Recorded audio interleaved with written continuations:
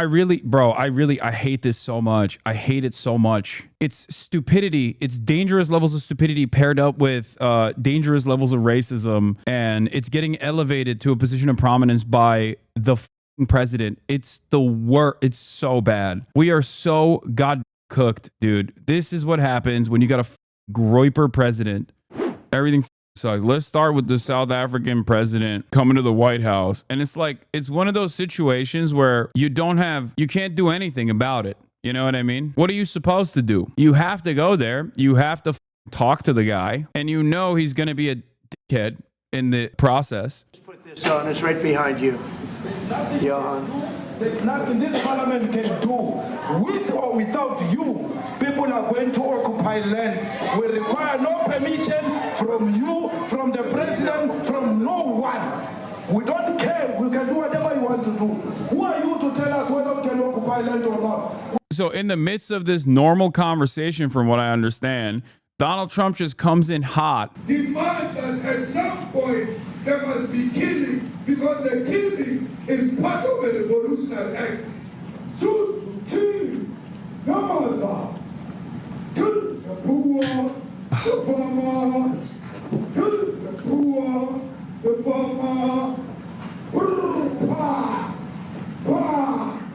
Bro, this is a real serious question that I have to ask right now. Do we think that Donald Trump has the capacity to tell people apart? Do we think that Donald Trump thinks Julius Malema is the president? Do you think Donald Trump unironically looked at this clip compilation and thought, oh, that's you? I don't know. It's a possibility, because the guy that he's talking to is Ramaphosa, a totally separate guy. But I think Donald Trump might legitimately think that this person on the screen, a whole separate person, is actually the same guy that he's talking to right now.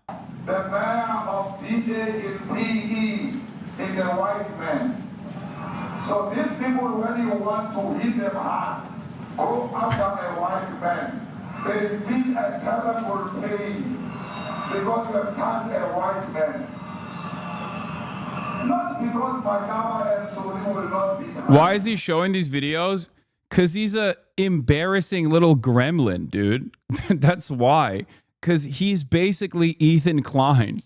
Like, he's literally doing an Ethan Klein move here on the global stage as the leader of the most powerful nation on the planet. This is where we're at. Our president is a Facebook grandpa. Our president will look at memes and go, well, what do you have to say about this? What he's showing the South African president, who is from a totally separate party, for the record, a clip compilation of Malema. Malema is the leader of the EFF, a separate party in South Africa. I'm from the UK. Do Americans think this shit is as cringe as everybody else? I don't know. I assume no. They probably think this is brilliant. A lot of Americans also don't have the capacity to understand that this is a totally separate political party. They also don't understand that it is a constitutional right to do expropriation of land, and it never actually took place.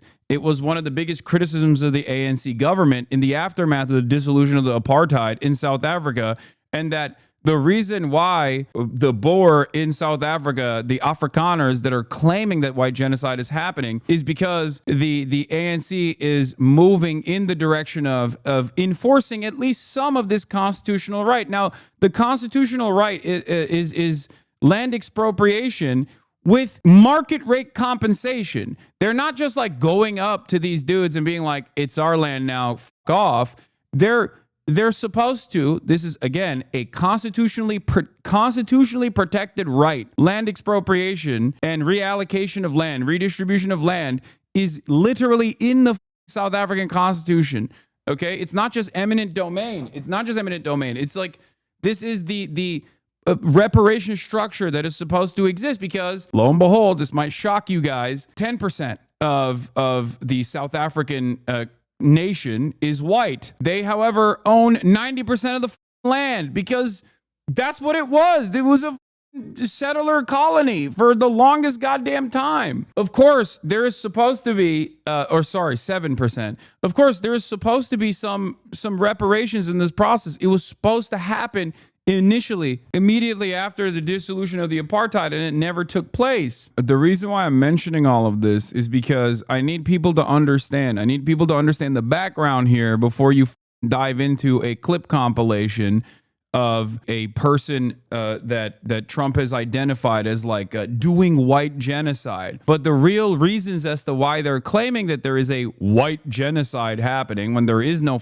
white genocide happening is because of the slow legal process that the ANC is pushing for at this point, for at least like the lightest of land expropriation that was, again, a constitutionally protected right for the black South African citizens. That's it. And the ANC, especially at this stage, is like is not even a competent display of leadership that they're engaging in. One might even say even after the apartheid's dissolution, they're in this unique predicament where they're just trying to manage the anger that people understandably have due to the horrible economic standards for black South Africans that has not changed all too significantly, in spite of having more civil liberties as opposed to in the apartheid structure where they had no civil liberties. Their economic circumstances have not actually changed at all. South Africa is an incredibly poor country, a country where there's a tremendous amount of inequality still for black people. So that's the situation ahead of us. The other reason why he's doing this is because it is a political weapon he can wield against South Africa, which, of course, set up a court case in the International Criminal Justice Court against Israel doing a genocide. The ICJ has a genocide court case in front of them. ICJ is state versus state, and the state that brought up the genocide charge against the state of Israel is South Africa. So, of course, this is a little bit of a know you situation from Donald Trump to be like, oh, good on you. Oh, look at you claiming that there's a genocide going on in Israel, which is the most moral nation on the planet, the best nation on the planet. How dare you do a genocide case against Israel while they're doing a genocide? That's not very cash money of you, my guy. You're doing a genocide, actually. Guess what? You're doing a white genocide. Someone asked him about the ICJ. Trump clearly had no clue. It doesn't matter. It's not Trump that's setting this stuff up. It's Stephen Miller. Stephen Miller is the one who's setting this stuff up. Now this is very bad. These are burial sites right here. Burial sites. Over 1,000 of white farmers, and those cars are lined up to... You don't know why you're talking? Have some respect. The president of South Africa is actively committing a genocide. Why don't you stand up like that, what you did with Israel? Oh, wow. What an incredible genocide it's been for the white South Africans, that every white South African, Afrikaners, and everyone else basically laughs at these dumb fat piggies that we actually ship to the United States of America, where they're like, everyone in South Africa, white people, black people, are like, what the do you mean a genocide? Oh, I got a boo-boo in my finger. There's a genocide happening. You genocided my finger. What a spectacular display of genocide that's taking place, where the overwhelming majority of all victims of even the farm murders are still the black workers at the farms, the farmhands. It's a white genocide when black people are dying at alarmingly high rates. Incredible white genocide taking place here. Later on in the conference, they asked their white agricultural minister to speak, and he calls the genocide allegations completely insane. Yeah, it's so utterly ridiculous, dude. It is so ridiculous. Love on a Sunday morning. Each one of those white things you see is a cross, and there's approximately 1,000 of them. They're all white farmers, the family of white farmers. Have they told you where that is, Mr. President? No, I'd like to know where that is, because this I've never seen. Okay. I mean, it's in South Africa. That's where. We need to find out. Elon is literally mentioned in the wiki page for that monument. The Witcreus Monument Plus Moord Monument is a monument complex alongside the N1 route between Mokopane and Polokwane, South Africa, conspicuously located on the slope of Easterberg on private property of the Harms family. Since June 16, 2004, symbolic white painted metal crosses have been planted on the area. Well, you wanted me to show you what real, anti-white South African genocide looked like. Now I'm showing it to you, okay? It's my accent, my worst accent. I know. Shut the up. I know. Elon Musk posted a clip that falsely claimed that the crosses were the graves of white farmers in South Africa. In 2004, farmers erected white crosses along N1 to raise awareness of the farm murders. Senral and the road authority, however, objected to this, so that the crosses had to be moved further up the ridge. 300 members of the community met. First crosses were planted on the farm, and then owner, Mr. Stefan van der Walt, Dr. Niels Rulofse, criminologist at the University of Limpopo, and his wife Rena were the initial organizers. There were initially 1,200 identical crosses, each weighing 7 kilograms. In 2010, there was a surge in interest of the monument, upon which the local Vow Festival company made arrangements with the new landowner. The number of crosses grew to 2,506. One of them commemorates the well-known white supremacist and neo-Nazi Eugene Terre Blanche, who was murdered on his Vendersdorp farm by 2 of his employees after an altercation of over unpaid wages. Eugene is an all-time hog. Yeah. Dude, a lot of people have never encountered South African hogs, by the way. So they don't even know how insane. The Afrikaner hogs literally live in a different universe. They live in like a different century, okay? In their minds, they're not even just LARPing. They're like still trying to maintain the colonial extraction, like the direct old school colonial experience of Africa. It's not even in this universe at this point. They're Israeli coded. Yes, of course they're Israeli coded. They also had an apartheid from the same time frame that Israel started its apartheid. South Africa also had an apartheid.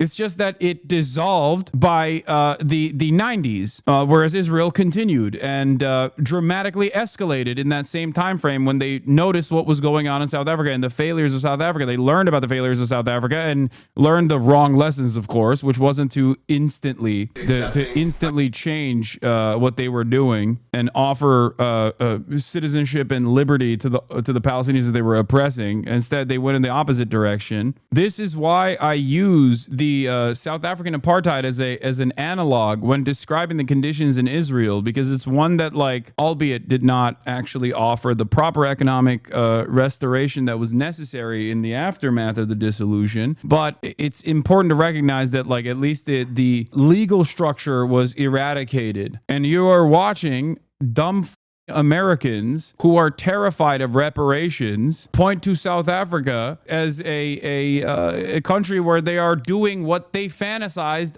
newly freed black people would do in the aftermath of the abolition of slavery, and on numerous other instances throughout American history where there have been civil rights struggles. Like, this is precisely what the Americans think. They think like affirmative action is basically white genocide. The most racist Americans. So it's perhaps one of the most dangerous, idiotic conspiracies to entertain. And Donald Trump, of course, is entertaining it. What would you like President Ramaphosa to do about the situation that we've just seen on the screen? I don't know. I don't know. It doesn't seem real because it's not real. I don't know what he should do. These are articles over the last few days. Death of people. Death. This was in his notes. Like, I saw a report coming out of the office that it was like he literally had a note sheet that just said death. Horrible death. Death. I don't know. But you know that To pick anyone, white South Africans are fleeing because of the violence and racist laws. And this is all, I mean, I'll give these to you. So when you say, what would I like to do? I don't know what to do. Look at this. White South African couples say that they were attacked violently. And, President Trump, when will you go and see for yourself if it isn't? well, I could do that. Look, here's burial sites all over the place. These are all white farmers that are being buried. Tremendous. Look, this is a story recent. These are all people that recently got killed. Yeah. And I don't know how it can get any worse. These are, and And you know, the man that we got the new 40 beheaded babies. This time, the Afrikaner edition. you saw, the men that you saw, the people that you saw on that. Yes, I think it's also a way to undermine and soften the term genocide in the media zeitgeist, taking its power away when used for Gaza, as people see it used for this show, while also being like, hey, don't get any ideas, African Americans. That certainly is a part of this as well. You're not wrong. Well, those are officials. Those are people that were in office. They had one march. They had a dance. I hate this so much. I hate it so much. It's stupidity. It's dangerous levels of stupidity paired up with dangerous levels of racism. And it's getting elevated to a position of prominence by the president. It's the worst. It's so bad. We are so goddamn cooked, dude. This is what happens when you got a groiper president. In your parliament, whatever you may call it, legislature. Well, let me clarify that. Yeah, let me clarify that, because what you saw, the speeches that were being made, one, that is not government policy. We have a multi-party democracy in South Africa that allows people to express themselves, political parties to adhere to various policies, and in many cases, or in some cases, those policies do not go along with government policy. Our government policy is completely against what he was saying, even in the parliament. And they're a small minority party, which is allowed to exist in terms of our constitution. But you do allow them to take land. No. You do allow them to take land. Nobody can and take then when land. they take the land, they kill the white farmer. And when they kill the white farmer, nothing happens to them. No. Oh, just a maddening situation. Because, like, he's so cucked, he has to play nice. Why? Why doesn't he just rip him a new one in front of the cameras? I don't know. Because it's the United States of America we're talking about. Think about the unprecedented amount of power that they have on the global stage. If he wanted to, he could literally arrest this person and claim that he was arresting this person for the crime of genocide. Okay? Do you understand the amount of power that the American president has? They could literally arrest him on the spot and say, you're doing a genocide. I'm arresting you. What are you going to do about it? Once it was made clear that black people were possibly going to run South Africa, they had to dissolve their nuclear program, so they don't even have nukes to retaliate, so they have no power.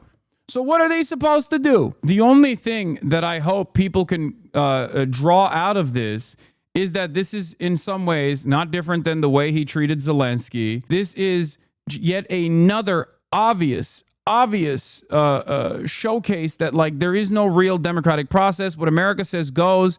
And when this guy is holding on to the reins, he's already dropping the pretext of democracy or the democratic process or diplomacy, and he's just showing you exactly how this power dynamic works. That's what's so frustrating about this, is that all of those people that turn around and say, well, Hasan, you say America bad, but, like, look at all the beautiful liberalism that America is engaged in. This is it. This is what was going on behind closed doors anyway. And now Donald Trump has made it so that everyone can recognize exactly what this power dynamic looks like. There is Nothing happens. There is criminality in our country. People who do get killed, unfortunately, through criminal activity are not only white people. Majority of them are black people. And we have now been utilized. The farmers are not black. That's not true. It's actually the fucking farmhands that are getting killed. He's also wrong about that too. When he says, like, the farmers are white, the farmers are white. No, the farm owners are white, and you're still wrong anyway. The farm workers are black. I wonder how that works. I wonder why it works that way. The farm owners are white. The farm workers are black. When farm murders are taking place, they're talking about the black people that are being killed in the farms. It's still overwhelmingly black people that are victims of all forms of economic violence, of all forms of structural violence and direct violence in South Africa. South Africa is a very imbalanced country, okay? There is a shit ton of wealth disparity in the country. It is still very much a de facto, even though it's not a legal structure of apartheid, there's still a not so legal de facto structure of apartheid when it comes to the economics of everyday black existence in South Africa as opposed to the Afrikaners and white South Africans that live in Johannesburg.